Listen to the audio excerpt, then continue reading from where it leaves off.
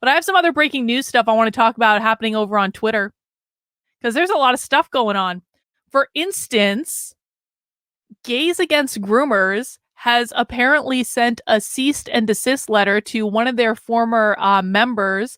His name is Marky. Marky used to be the chapter head for New York's Gays Against Groomers. I can still talk, I swear. For the New York chapter of Gays Against Groomers. And, well, Marky has had a little falling out with Gays Against Groomers. Marky is it's nearing 20 different people who have left Gays Against Groomers in the last couple of months. But Marky has definitely been the loudest about leaving Gays Against Groomers. He is airing all of his grievances on Twitter. And it is providing me with hours of entertainment, and I'm really enjoying it. And so I do plan on Marky is just like slowly releasing stuff over the course of a couple days. I actually wrote about this on my Substack earlier when he initially started releasing stuff, but he just keeps going. And I think it's wonderful. And apparently Gays Against Groomers is really unhappy about it. And they sent him a cease and desist letter. Now, another thing that I heard through the grapevine, and I definitely didn't hear this from Marky. Absolutely not. Marky would never violate a cease and desist letter. I absolutely did not hear this from Marky. But I was told by a little birdie that after all of my reporting exposing Jamie Mitchell as just one of the most toxic people on the entire internet, like Jamie Mitchell is the CEO and the most professional CEO of Gays Against Groomers.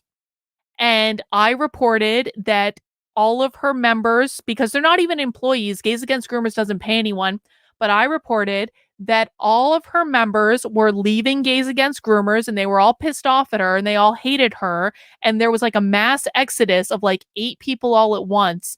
And Jamie, of course, started a smear campaign against me on the internet saying I was lying and spreading all the same old shit.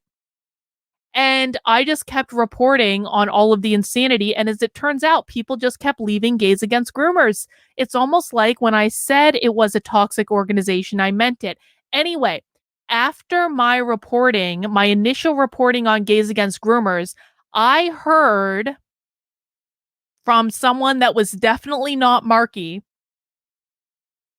that Gays Against Groomers updated their code of conduct policy in direct response to my reporting, because even though Jamie was pretending on Twitter that she wasn't upset about my reporting at all, even though she was pretending all day, every day for 3 straight days, tweeting about me literally incessantly all the time, like dozens of times. But Jamie didn't care about my reporting against Gays Against Groomers at all.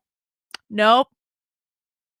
But I was told by someone who is definitely not Marky that after my reporting, Gays Against Groomers updated its internal code of conduct policy to explicitly state that anyone who leaves Gays Against Groomers is not allowed to talk to people about what is going on at Gays Against Groomers.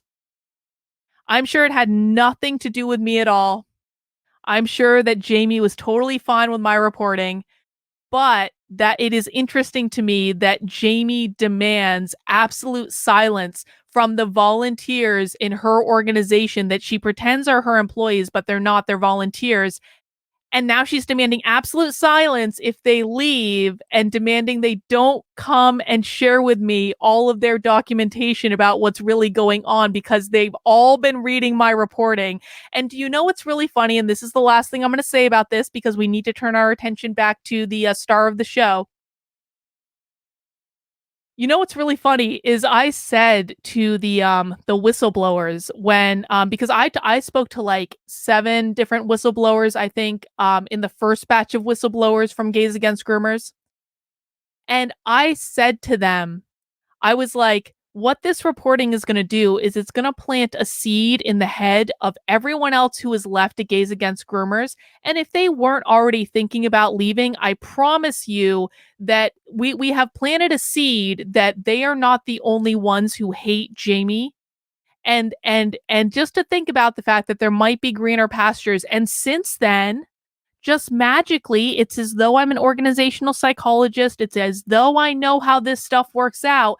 Magically, people just keep leaving Gays Against Groomers and they just keep releasing things.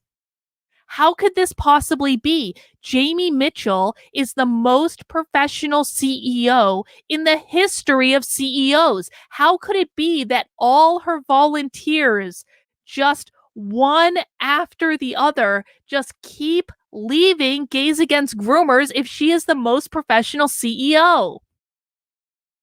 Anyway, so that happened tonight.